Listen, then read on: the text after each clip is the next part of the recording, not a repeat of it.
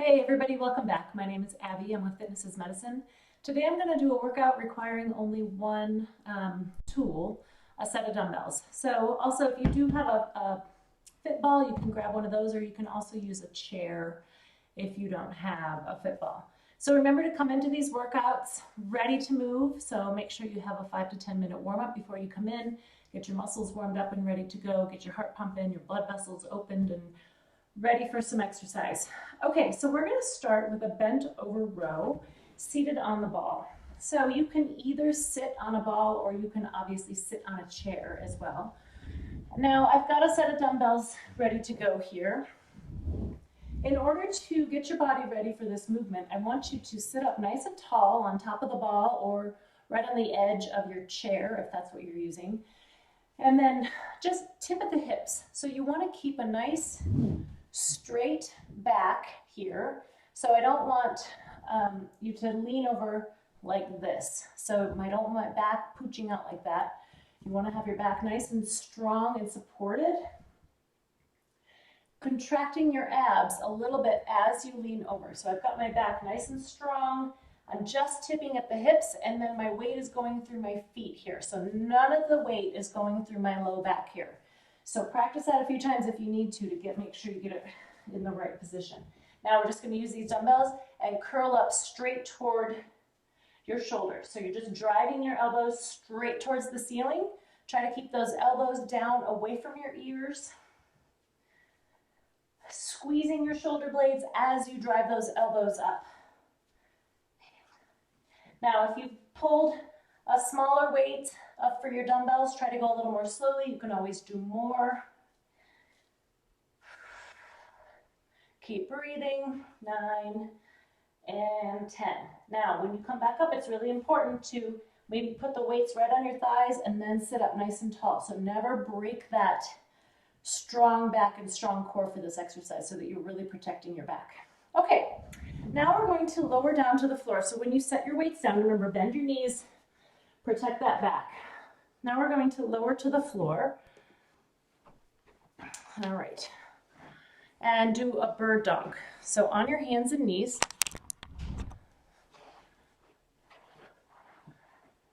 Your hands directly below your shoulders, your knees directly below your hips, and your head in line with your spine. So no dipping your head and no cranking your neck like this. You're going to keep everything in a good alignment. You want to keep a nice flat back. Envision holding a teacup on your back. So I'm going to reach out with one hand and back with the opposite leg. Now I want to hold this for about 5 seconds. This is working the whole entire posterior chain all along the posterior side of your body. It's really important to work this part of your body, as generally throughout most of our day, we are working the front side of our body. You know, we're cleaning dishes and we're driving and we're working on our computer and, you know, caring for children or grandchildren, all those things that require a lot of movement in the front. But keeping our backside strong allows us to continue to do all those things without injury. Whoops, started losing my balance there. Now, this is a really, really important one, as I said, for all of that posterior chain, your core, your low back. Now, if you feel like 5 seconds is not a very big challenge, maybe instead of switching back and forth, you could hold one side for about 30 seconds. 10 minutes would be a really long time. 30 seconds per side, and then be done with it. Or if that feels pretty doable, you could hold it for a minute. Really, really envision all of those muscles in the back firing, engaging, really working on keeping that nice flat back. Now, on the flip side, if this is really difficult and you're wobbling all over the place, you can try just doing your legs, holding one leg out at a time. That's still going to get all up and down your back, your low back, your glutes, your hamstrings. And then you can practice maybe picking up a hand just a little bit. So it's right there. It's not all the way out here, but it's just right here. So you're starting to engage more of that entire posterior chain. So you stick one leg out, just lift up one hand off the ground. It's going to challenge your balance. It's going to challenge all of your core. The other thing is if you have low back pain with this, you could also just do your arms. And conversely, if you have shoulder pain, do it with your back pain here and then just lifting up one arm so that you're not reaching overhead. So you can compensate a lot with this one and do it with varying methods in order to, if you're having any pain or really challenged with your balance for this. Okay, great. That was the bird dog. Now we're going to stand back up and we're going to do some squats holding one of our dumbbells in your hand. So this is one you can do if you've got the extra equipment in your hand in your home. You can use a kettlebell for this one. I like to do that. You can use a medicine ball. You can use a gallon jug of water. I'm going to use one of my dumbbells that I used in the first exercise. So we're going to do a squat. Remember, feet a little bit wider than hip width apart. You're going to sit your hips back, reach that weight down below your feet, and then right back up. So you want to keep your chest nice and tall, keeping your back straight. Really sitting back in those hips. So lots of people kind of want to start doing a squat like this. And what you want to do is hinge at the hips. So you're going to sit back like you're going to sit into a chair. Nice and slowly. Now you can determine your range of motion here. If this is all your knees can handle, that's okay. But I want you to continue to try this because even if you do have knee pain, it's important to continue to strengthen those quads and your glutes and all of our big muscle groups in our legs so that we can help that knee pain so that our knees aren't just always taking over. So conversely, you can go all the way down to the floor if you want a longer, bigger range of motion. Just make sure you're sitting back. Your weight should be in your heels. Hinging at the hips, just sitting straight down. I think this is 7. I'm totally guessing at the number here. But just like any of these, you can always do more or fewer. If this is really challenging for you, start with 5. Work your way up to 10. If hanging onto a weight and doing a squat is too hard, you can hang on, like let's pretend I have a kitchen sink right here. Hang on so I can really sit back and use that to let my weight go backwards a little bit to help ease the pain in your knees if that's what your body needs right now. Okay, good. Squats. Now we're going to lower back down to the floor.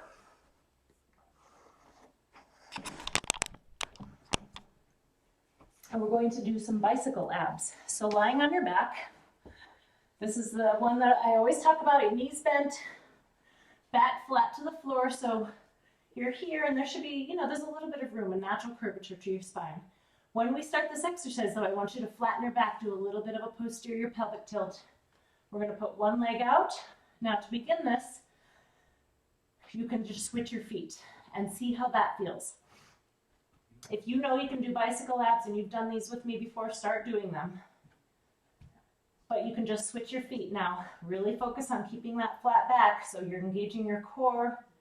Now you can start maybe just lifting up one leg. And if that feels doable, pick them both up. So really focus on that flat back. Nice and slow. And if this is hurting your back, stop, readjust.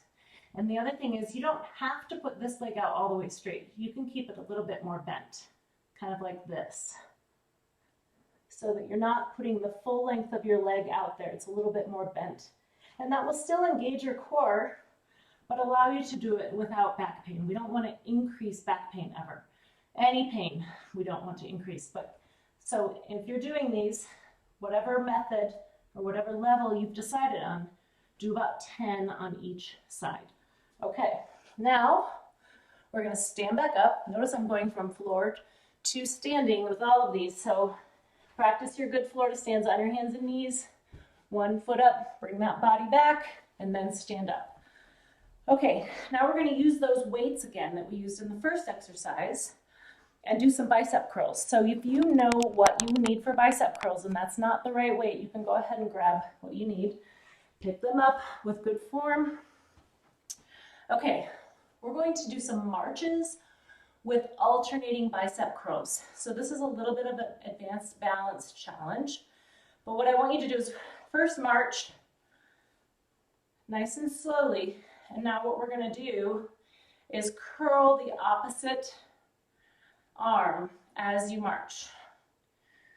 Now the goal is to do this nice and slowly and really challenge that balance when you're standing on one foot.